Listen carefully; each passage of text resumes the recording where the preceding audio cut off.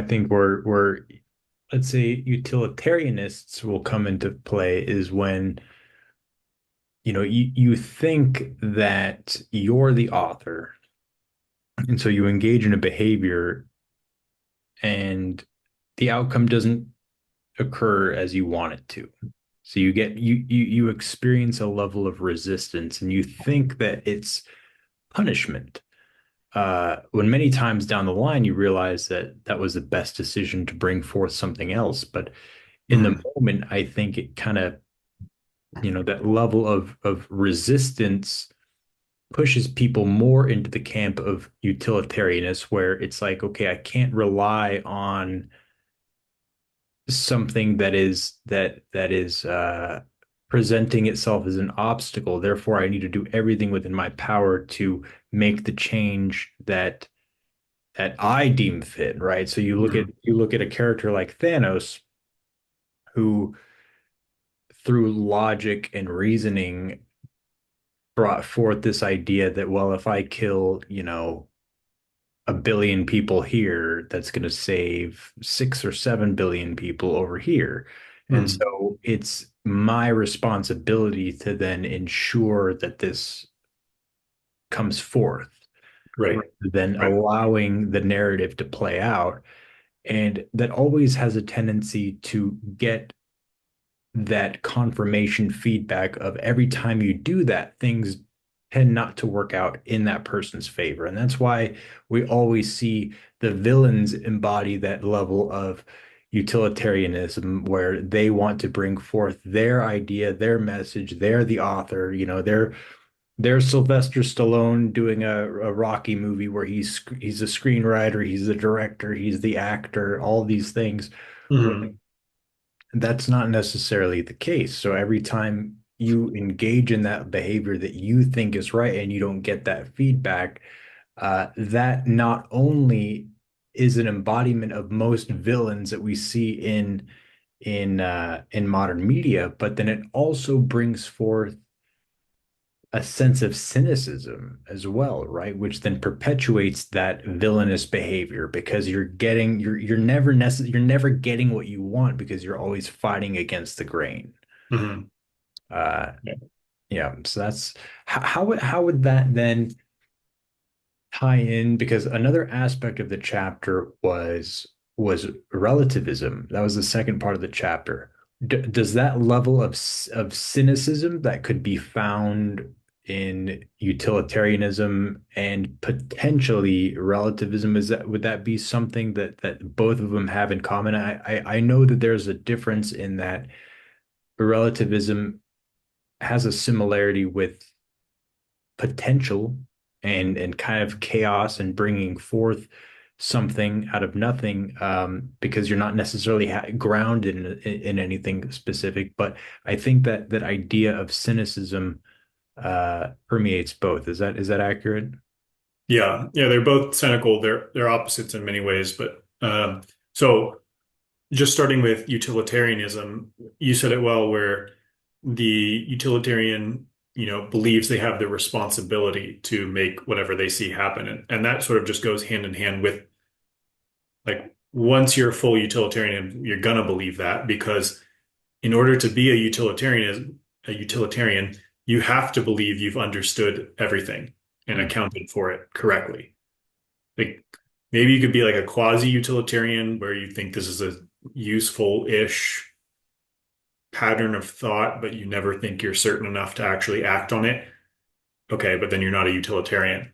If you're a utilitarian, you believe in the utilitarian formula. You believe you can calculate what is good and what is best, and then you have to have all the parameters mapped out and you have to have all the factors accounted for. So once you believe that and you believe you see what is best, then that entails that, like, just hand in hand, the next step is, okay, I've accounted for everything. I know what's best.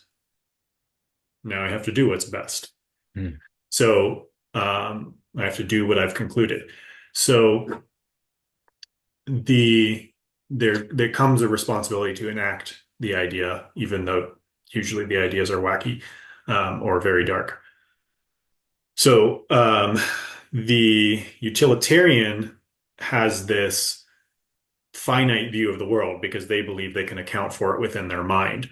And then on top of that, they have, again, I mean, it's sort of the same thing, but the other side of the coin, the arrogance to believe that they've accounted for everything and correctly calculated everything. And that aspect of it is the opposite of relativism, because relativism kind of has the idea, well, it's all this infinite chaos jumble, and there's no overarching unifying principles, values, understanding, ethos, whatever it is. There's no overlying uh, eternal value set. So they're opposites in those ways, but the utilitarian is like, what would you say? Like authoritarianly cynical. They're just, we know what to do. We need to be in control, and that's all there is to it. It doesn't matter how many heads get squashed in the way because we have calculated what's best.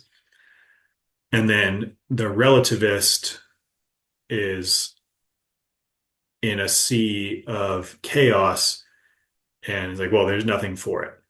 I mean, that's the true relativist would just be like, well, there's nothing for it. And then it's all depressing and chaos, and we fight and bicker about stuff that doesn't ultimately matter. And we're all misunderstanding each other. And I'm the one who understands why we're misunderstanding each other, but it all sucks anyways. And there's no point, and we die. That'd be the true relativist with some degree of integrity. But generally, relativism, uh, you're in that sea of chaos, and then you will look for a way out. So then you look for the sort of uh, arbitrarily imposed overarching order to stabilize the chaos. So anyhow, they're connected in both being pessimistic, cynical points of view, and then also the idea of relativism is closely connected to the idea of interpreting stories in general, because I mean, this is a popular trope, the what if series, like what if the good guy was the bad guy? Um, what if the main character was the opposite gender, whatever it is, or what if we looked at the story through the lens of the villain, and then we saw the heroes as evil, and so there's all these ideas of, well, you know, we can just reinterpret a story as many ways as possible, and it's still just as valid as anything else.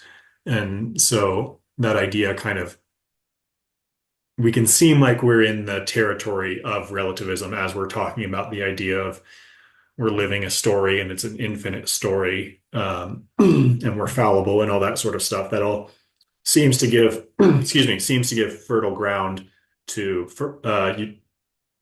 relativism. Utilitarianism is kind of way out the window once you realize life's infinite and you're fallible. It's like you can't calculate reality. Just stop.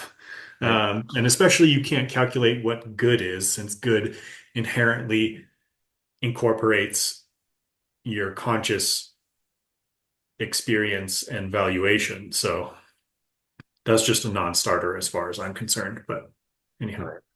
Right. The idea of relativism in its importance of providing variance, providing the ability to see things differently, I think is really important. There's that level of it where it allows you to think outside the box, but without, if it's unchecked, or if like you said, there's no overarching foundation, there's no structure, there's no cohesion involved. It left unchecked, it's its own thing. It just kind of unfolds on its own, with just chaos and not again, well, what if this was this, what if that was this? Like, okay, fine, yeah, yeah, maybe, but let's bring it back to center a little bit and anchor ourselves. Mhm. And I think that's where the divine order really brings forth. It's like the Ten Commandments. It's a very strong structure. Things that you should do, things that you should not do. Um, and then of course over time, that's like kind of the trunk of the tree. And then you have these Yeah. branches that come out that I think could be an embodiment of relativism to an extent. But again, everything is tied back to that overarching structure that is the trunk of the tree. Yeah, sometimes I'll use it interchangeably, but I do try to emphasize in my writing that the problem is with ultimate relativism. Right, When you right. believe that relativism is the core of reality, all the way down describes the basic nature of all reality, that there is no underlying foundation. That is really the problem. Just the fact that some things, or I don't know, all you could maybe you could say all created things. I don't know, but that relativism as a lower principle has reality in the world, I think is just true. Like Hmm. there are things that are different between us, and we're going to experience them relatively differently. And when you were talking about the tree, I think about, you take the Ten Commandments and you can apply them all in a certain, along a branch, and that can look a certain way. Another branch theoretically could apply them all the same Ten Commandments, but they could have, there could be these different cultures that grow out of that and look different, but they're still Right. supported by the same structure.